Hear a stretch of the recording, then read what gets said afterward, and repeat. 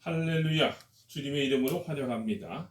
오늘은 본문에 의지하여 눈을 고칩시다라는 제목으로 여러분들과 함께 은혜를 나누고자 합니다. 여러분, 눈이 보배라는 속담이 있습니다. 눈처럼 귀한 것이 어디 있겠어요? 그래서 전도서 11장 7절을 보면 빛은 실로 아름다운 것이라 눈으로 해를 보는 것이 즐거운 일이로다 라고 기록된 것을 볼 수 있습니다. 여러분, 빛이 아름다운 것도 눈이 있기 때문입니다. 예수님께서도 마태복음 6장 22절과 23절에서 눈은 몸의 등불이니 그러므로 네 눈이 성하면 온몸이 밝을 것이요 눈이 나쁘면 온몸이 어두울 것이니 라고 하셨습니다. 정말입니다. 여러분, 중요한 것은 무엇이 보이느냐입니다. 사람은 보이는 대로 살아가기 때문입니다. 이것을 관이라고 하는데, 관이란 어떻게 보느냐 하는 겁니다.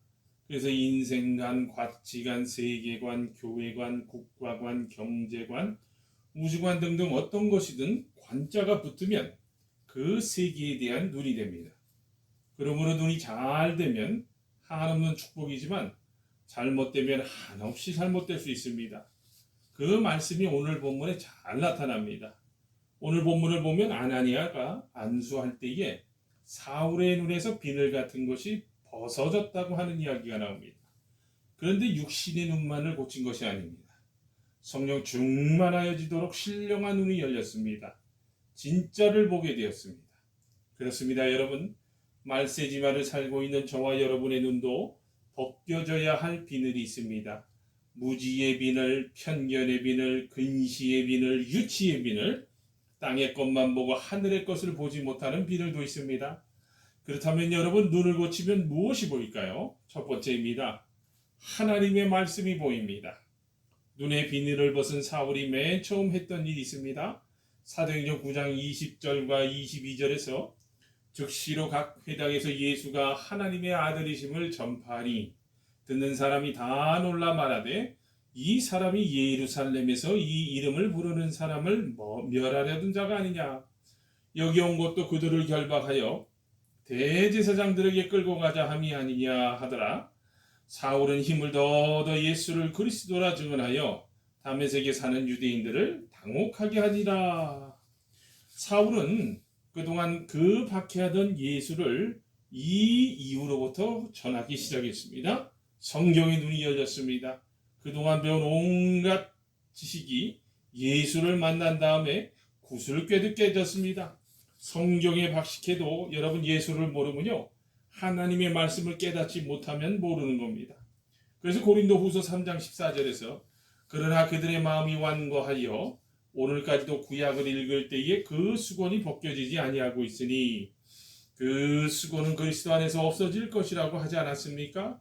그리스도를 모르면 성경을 읽어도 수박 겉할 깁니다. 사도 바울이 되기 전에 사울은 그걸 몰랐기에 예수 믿는 자를 증오하고 잡아들이고 죽이고 멀리 다메섹까지가 원정 가서 믿는 자를 잡아오려고 했습니다.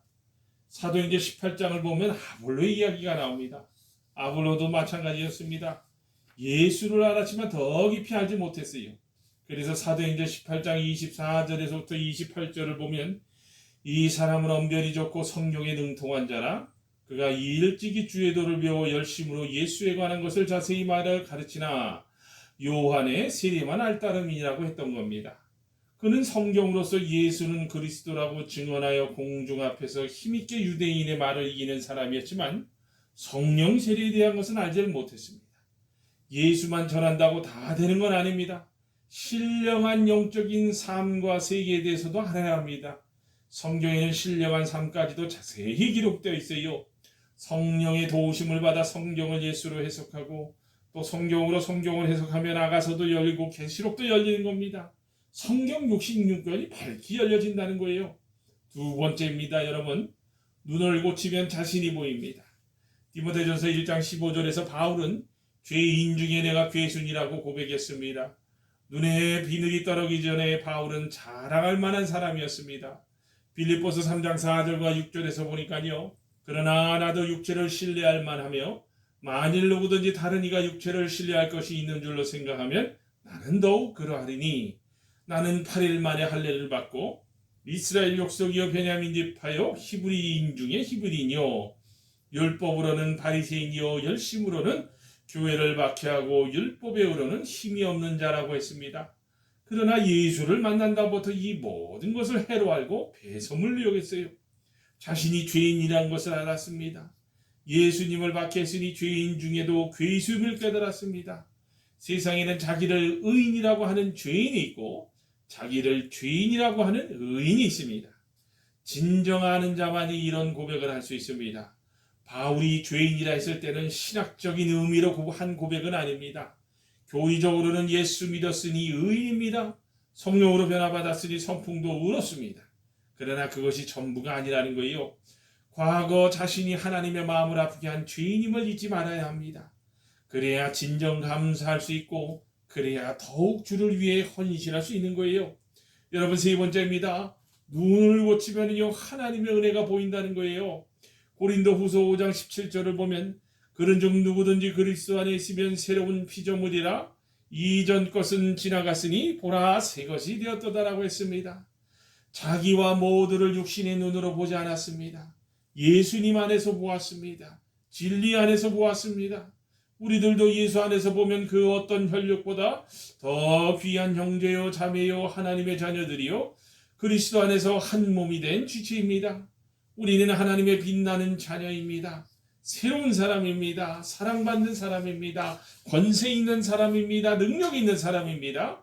천사가 수종을 드는 사람입니다. 대단한 사람들인 거예요. 여러분, 이 믿음을 잊지 마시길 바랍니다. 예수 안에서 주신 새 자화상을 인정하고 확실하며 살아갈 때에 두려움과 불안에 쌓여 사는 것이 아니라 기적적인 삶을 살 수 있는 거예요. 복음서에 나타나는 행적과 기적은요, 나는 하나님의 아들이라고 살았던 예수 그리스도의 기록입니다. 우리들도 나는 하나님의 아들이요 딸이라는 믿음만 가져도요 예수님처럼 기도의 성공자가 되고 바람과 풍랑도 꾸짖어 잠잠하게 할 수 있고 하나님의 뜻을 위해 희생하며 살아갈 수 있게 되는 겁니다. 여러분, 바로 이런 자부심이 기적을 일으킬 수 있는 거예요. 어떤 분이 성령 충만을 경험했을 때 천지만물이 너무나 아름답게 보였습니다. 전에는 보이는 것도 다 슬프고 험했지만 은혜 받고 보니 누구 한 사람 예쁘지 않은 사람이었고 어떤 무엇 하나 아름답지 않은 것이 없었다고 고백을 합니다. 여러분, 네 번째입니다. 눈을 고치면 사명이 보입니다. 사도행전 20장 22절에서 24절을 보면 보라 이제 나는 성령에 매여 예루살렘으로 가는데 거기서 무슨 일을 당하지 알지 못하노라. 오직 성령이 각 성에서 내게 증언하여 결박과 환난이 나를 기다린다 하시나 내가 달려갈 길과 주 예수께 받은 사명 곧 하나님의 은혜의 복음을 증언하는 일을 마치려 하면은 나의 생명조차 조금도 귀한 것으로 여기지 아니하노라. 여러분, 사명이란 헬라어로 디아코니아로 봉사하다, 섬긴다라는 의미인데 일생을 바쳐 감당해야 할 위로부터의 부름받은 일입니다. 사명은 절대적이고 불변의 속성이 있습니다. 하나님의 부르심에는 절대 응해야 하며 우리의 생명 다하는 날까지 최선을 다해야 합니다. 나라에 대한 사명도 있습니다. 여러 가지 사명이 있습니다. 여러분, 위대한 과학자 아인슈타인은요 이렇게 말했다고 합니다.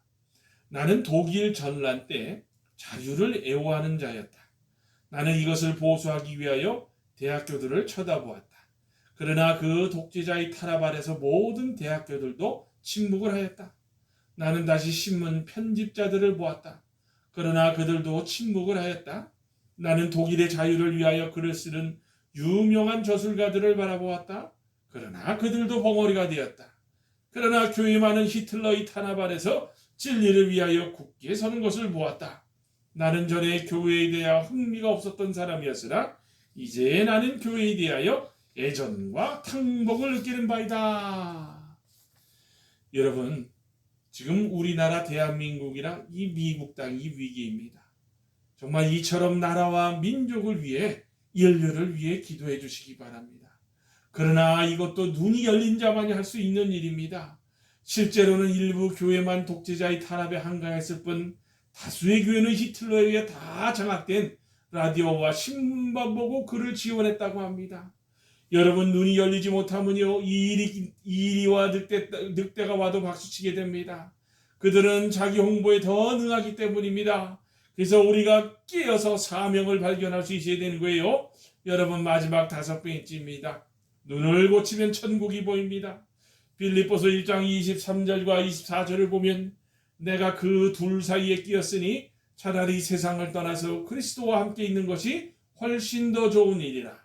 그렇게 하고 싶으나 내가 육신으로 있는 것이 너희를 위하여 더 유익하니라. 여러분 얼마나 대단한 믿음 아닙니까? 그렇습니다. 여러분 이처럼 눈이 열리면 천국이 믿어지고 사모하게 됩니다.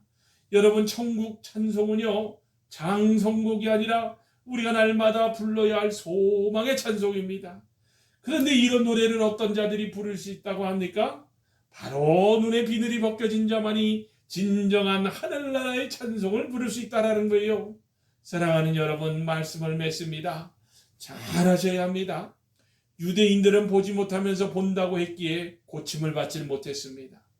자신의 어둠을 하나님 앞에 부르짖으시기 바랍니다. 주님은 눈먼 자도 뜨게 하신 만병의 대의사이십니다. 그러므로 우리 모두 사울의 눈이 비늘이 떨어진 것처럼 말씀과 성령으로 우리 눈에 무지와 편견의 비늘이 떨어지고 고침받아 성경이 보이고 자신이 보이고 은혜가 보이고 사명이 보이고 천국이 보이는 가장 눈이 밝은 신령한 성도들이 다 되시기를 주님의 이름으로 축원합니다. 아멘.